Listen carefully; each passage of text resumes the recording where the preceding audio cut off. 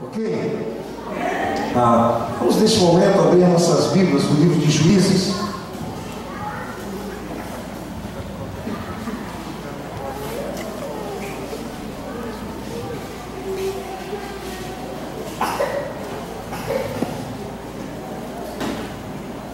Eu pregar uma série de mensagens sobre... Qual é o tema mesmo das nossas mensagens ultimamente, hein? A postura de um guerreiro de Deus. Quantos aqui são guerreiros e guerreiras? Levantem suas mãos, né? A gente costuma lutar pelos nossos projetos pessoais, mas Deus tem um projeto maior na construção do seu reino na terra. E nós precisamos nos enganjar nesse projeto. Durante muitos anos foi nos ensinado que tudo que o ser humano precisava fazer era entregar sua vida a Jesus, ser batizado, e depois de batizado ele se tornava um membro da igreja, começava a frequentar a igreja, entregava o seu dízimo regularmente, frequentava a igreja regularmente, sempre sentadinho no banco, né, como vocês estão assentados aí, e tinha que dar fruto, né? Tem que ganhar pessoas para Cristo. Mas isso é uma forma tão genérica, como é falado, né? Que a gente nunca, na verdade, deu fruto como deveria dar. Na verdade. Os crentes antigos sabem disso. E Jesus nos deixou um grande ensinamento, que é: ide e fazei discípulos. A ordem de Jesus é que nós precisamos fazer discípulos. E como se faz discípulos, pastor? Jesus nos deu um modelo. Nós temos que andar com pessoas, caminhar com elas, conviver com elas, ensiná-las. E por mais que a gente faça isso, ainda não será o suficiente. Porque não era eu que andava com os 12 discípulos, é o próprio Jesus. E a gente vê os discípulos falhando, cometendo erros tão banais, né? A gente até acha que se tivesse no lugar deles e de algum deles, não cometeria esses mesmos erros. Mas cometeríamos. E depois que da descida do Espírito Santo, o Paráclito, o Espírito Santo na Bíblia é chamado de Paráclito, aquele que é chamado para estar do lado. Então, tudo aquilo que Jesus os ensinou, tudo aquilo que eles aprenderam com Jesus na prática, pela experiência, recebe uma validação, uma legitimação pela ação do Espírito Santo de Deus. Aqueles homens se levantam para transtornar o mundo. Esta é a linguagem que é usada no livro de Atos. E mais tarde o livro de Atos é encerrado dizendo assim, que o Evangelho do Reino era pregado sem impedimento algum, porque aqueles homens se levantaram como guerreiros para expandir o reino. Então, como guerreiro e como guerreiro de Deus, você tem a missão de fazer discípulos. Agora, quando nós nos predispomos a fazer discípulos, surgem as barreiras, surgem as dificuldades, surgem os midianitas, surgem os amonitas, que simbolizam problemas, que simbolizam opressão, que simbolizam nos forçar a mudar o foco. E às vezes nós, já crentes no reino, nos perdemos nos nossos problemas. Nós focamos nos nossos problemas. Mas eu estou com um problema assim. E aí quando você resolve um, surge outro, e cada um começa a viver a sua vida focado no seu problema, e até nós nos esquecemos do reino. E para nós, o reino de Deus é assim: não, mas eu vou lá na igreja no final de semana, né? Eu já participo lá, eu até gosto do pastor, ele é meio chato, mas eu gosto dele e tal, é legal, né? Então tá bom. Não está bom não, meus queridos. Não é assim que funciona o reino de Deus. E a gente vê isso nos livros do Antigo Testamento. Na verdade, o que você vê na vida da história do povo de Israel no Antigo Testamento é: Deus tinha um plano, tinha um projeto de construir uma nação para que seu filho, Jesus, nascesse no meio de uma nação, de um povo separado, de um povo escolhido. E de repente a gente vê esse povo enfrentando lutas e dificuldades que são criadas para que o plano de Deus fosse frustrado. É claro, você sabe da história. Jesus nasceu, Jesus veio, nasceu, realizou o seu ministério, mas hoje existe um ministério do Espírito Santo. A terceira pessoa da Trindade está agindo, né? E o objetivo da ação do Espírito é o que diz lá no encerramento do livro de Atos, é que o Evangelho do Reino seja pregado sem impedimento algum. E às vezes o impedimento está dentro de nós, está em nós, está nas nossas lutas pessoais, está nas nossas prioridades, está no fato de deixarmos até o reino de Deus em segundo plano e buscarmos os nossos interesses. Isso impede que a ação e o ministério do Espírito Santo através das nossas vidas seja realizado. Eu já falei aqui e repito, você pode não lembrar de nada do que eu preguei, mas você precisa lembrar de uma coisa, né? E você vai lembrar, amém? Porque eu estou sempre batendo nessa tecla, né? Que o nosso relacionamento do reino de Deus, ele começa com o quê? Com aquilo que Deus quer fazer em nós, em mim. Começa comigo. O que é que Deus quer fazer em mim? Deus olha para a minha vida e diz assim: não está bom não. Não está, tem que melhorar isso aí na tua vida. Essa área da tua vida está muito fraca ainda. Você tem que fortalecer essa área, né? Deus é aquele artista, aquele escultor. Essa é uma linguagem bíblica, queridos. Isso é uma linguagem que está lá em Efésios, isso. Deus é um escultor que vem esculpindo a nossa vida e retirando aquilo que é indesejável a Ele, que é o artista. É o que Deus quer fazer em você.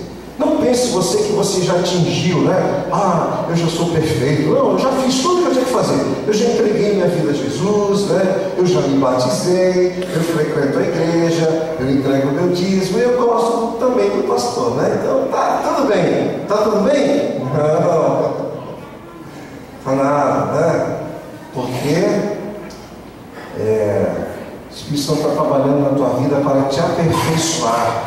Existe uma estatura do varão perfeito que é Cristo, e você precisa atingir essa estatura. Às vezes eu olho assim, eu me sinto, cada dia que passa, às vezes eu me sinto mais longe dessa estatura do varão perfeito que é Cristo. Esse é o sentimento que você deve ter também, né? Aí a gente chega lá e pede: ó Deus, me ajuda, o Espírito Santo me ajuda, para que eu possa atingir esse nível, né? Caminhar na direção de atingir a estatura do varão perfeito que é Cristo.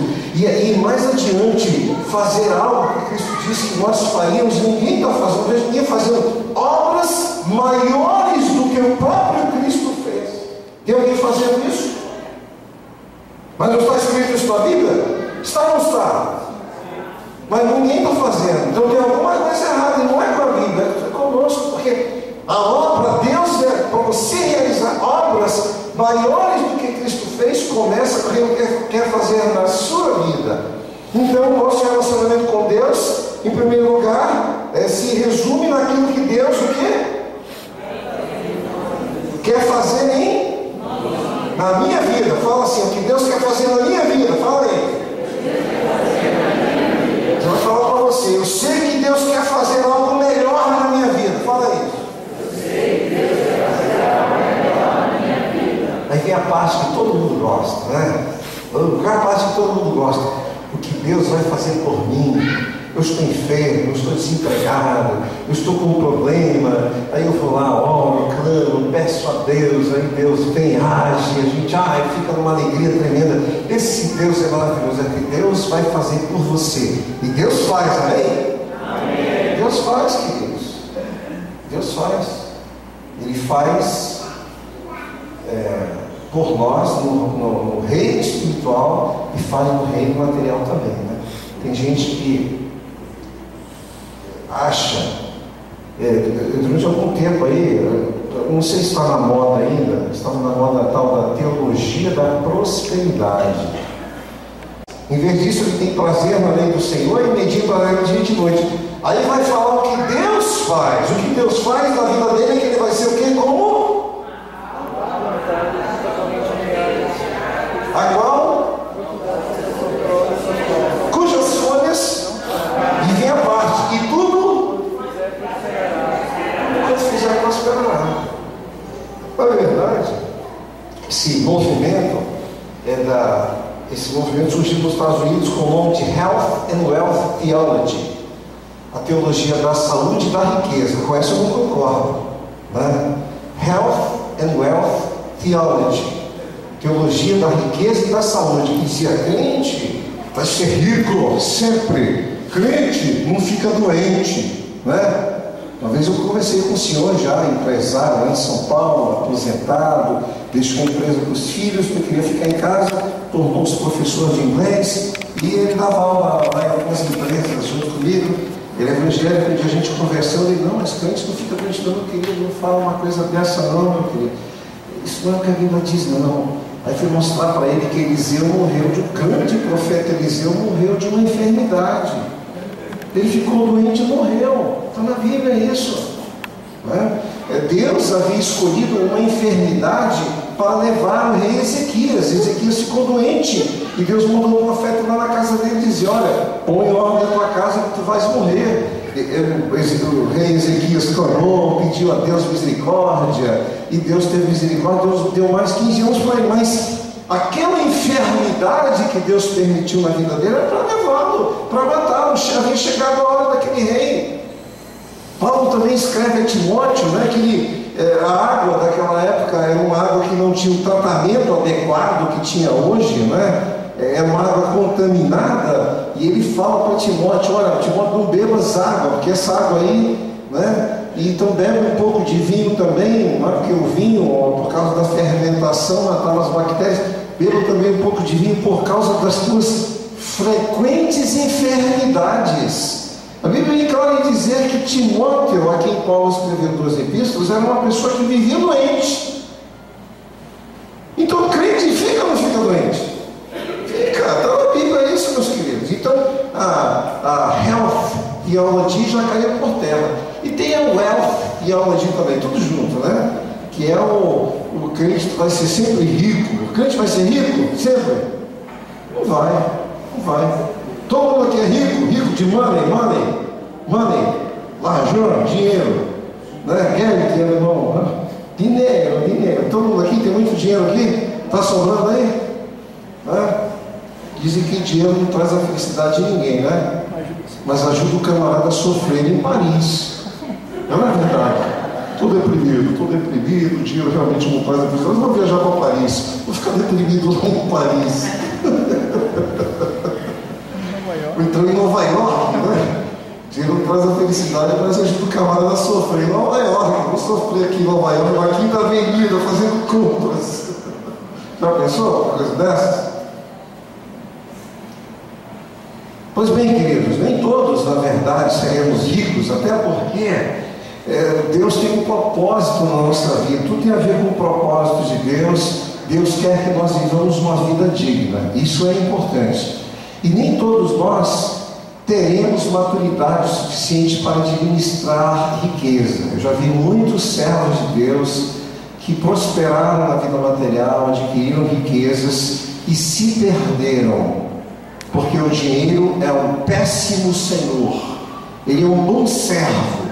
Quando você domina o dinheiro, ele é um bom servo. E quando você sabe administrar e destiná-lo na direção certa, ele é um bom servo. De outra forma, se ele te dominar, ele é um péssimo senhor. Prosperidade, meus queridos, não significa, quando eu defendo o princípio bíblico de que tudo que o servo comprometido com o Senhor faz prosperará, significa que você vai obter êxito. E êxito não é apenas o êxito do plano material, do plano financeiro. Em nome de Jesus, você vai ser uma pessoa abençoada e vai viver uma vida digna na presença do Senhor. Amém? Amém? Amém? Amém. Tem que viver uma vida digna na presença do Senhor. Não é? Tem que viver uma vida digna. Agora, ser próximo no sentido de tornar-se rico e ganhar muito dinheiro, não é? Olha, é possível que alguns aqui cheguem lá. Amém? Deus te abençoe. Mas você precisa amadurecer bastante, né? E aprender a dominar até seus impulsos, seus caprichos, entender o que é necessidade e o que é capricho, administrar bem a sua vida para poder usar até esses recursos para a honra e glória do Senhor. Aliás, tem um versículo na Bíblia que diz assim: se as vossas riquezas aumentarem, não coloquem nela o seu coração. A própria Bíblia vê o próprio Deus vê o risco de nós colocarmos o nosso coração na riqueza. Prosperidade não necessariamente significa ter dinheiro, não significa necessariamente isso, embora inclua isso também. Existem pessoas que elas não são ricas, mas elas são prósperas, elas colocam a mão para fazer e realizam com sucesso, são bem-sucedidas, têm o suficiente para viver as suas vidas, e amém, que Deus as abençoe, e a mim não desampare jamais, né? Então isso é o conceito de prosperidade, aquilo que você põe a mão para fazer você ser próspero no Senhor, amém? Então nosso relacionamento com Deus, voltando, é aquilo que Deus quer fazer por você, e Ele vai naturalmente se levantar para abençoar a tua vida. Agora, o terceiro nível do nosso relacionamento com Deus, qual é o primeiro mesmo que Deus quer fazer? É o que Deus quer fazer em? É o que Deus quer fazer em? Gente, olha, não estou ouvindo direito, Deus está surdo talvez, né? Então fala uma pessoa do seu lado aí, é o que Deus quer fazer em você, fala aí. Amém? Agora fala para você mesmo, é o que Deus quer fazer em mim. Agora é para você mesmo, é o que Deus quer fazer em mim, vai de novo. Agora, o que Deus quer fazer por mim. O segundo nível, agora, esse é bom, né? Deus vai cuidar de mim, Deus vai abrir as portas, né? Deus vai cerrar a boca dos leões, não é isso? Deus vai me guardar lá na fornalha ardente. Oh, maravilha, acabamos de cantar, Deus cuida de mim, a sombra das suas asas. Esse é legal. Amém, glória a Deus. Agora, o terceiro nível do relacionamento é o que Deus quer fazer através de mim. Então fala aí, é o que Deus... Isso. Deus olha para a tua vida e diz assim: você é um vaso escolhido, você é um servo precioso, você é uma serva preciosa, eu tenho planos para a tua vida. Talvez todos te rejeitem, talvez você ache que já passou o tempo, eu não sou mais jovem ainda, mas eu ainda tenho planos para a tua vida, né? Estava lá Abraão já com 75 anos de idade, achando que eu vou terminar minha vida aqui em Ur dos Caldeus. Deus o chamou. Estava lá Moisés já com 80 anos lá no deserto, cuidando dos rebanhos do seu sogro. Deus falou: eu tenho um plano para a tua vida. Quem aqui tem 80 anos, por favor, levante a mão. Ninguém aqui tem 80 anos ainda, só a irmã Jeremice, e Deus tem planos ainda na vida da irmã Jeremice, amém? Uma serva de Deus que recebe um grupo familiar lá na casa dela, sempre com essa alegria, com esse sorriso, preocupada com o nosso bem-estar, atenta a tudo. Quinta-feira eu observei isso, atenta a tudo, né? Se tem alguma coisa que não está legal para ela, Deus está usando aquela serva ali, usando a sua casa, para abençoar o reino. Então Deus quer fazer algo através da sua vida, amém? Amém. Como você vê as páginas da Bíblia, olha, Moisés, Davi, Josué, todos esses personagens bíblicos aqui, Gideão, Jefté, Pedro, Paulo, Tiago, João, Lucas, Mateus, é Deus fazendo algo através da vida de pessoas, e Ele quer fazer através da sua vida também, amém? Amém. Tem um nome que está faltando na Bíblia, sabe qual é o nome que está faltando na Bíblia? O seu. É o seu nome que está faltando para a Bíblia. Se Deus levantou todos esses personagens, tem mulheres também, né? Nós temos Ana, mãe de Samuel, nós temos Débora também, grande guerreira, nós temos Esther também, que foi um dos pilares no período da história do povo de Israel, para abençoar a vida daquele povo ali. Tem mulheres também. Então Deus, assim como usou aqueles homens e mulheres, quer usar você também, amém? Então diga assim: eu sei, Senhor, que tu queres me usar. Fala aí. Eu sei, Senhor, que queres me usar. Mas o diabo sabe também. E aí ele entra. É aí que ele entra. Mas eu vou atrapalhar a tua jornada, eu vou atrapalhar o teu crescimento, eu vou atrapalhar o teu desenvolvimento espiritual. Eu não vou deixar que o propósito de Deus se cumpra na tua vida. Essa é a intenção do maligno. Mas em nome do Senhor Jesus, vai ficar só na intenção, porque o propósito de Deus vai se cumprir na minha vida e na tua vida, amém? Amém. Se cumpriu na vida desses personagens. há de se cumprir na tua vida também. Agora, para que isso aconteça, meu querido e minha querida, você precisa lutar, você precisa se levantar como um guerreiro, como uma guerreira de Deus, e dizer: é claro, Senhor, que eu tenho problemas, é claro que eu preciso da tua bênção, eu preciso do teu sustento, eu preciso ser próspero, eu preciso de dinheiro também, eu quero colocar isso nas tuas mãos, mas antes de lutar por mim, eu quero me levantar para lutar pelo teu reino, porque eu quero fazer a diferença, e mais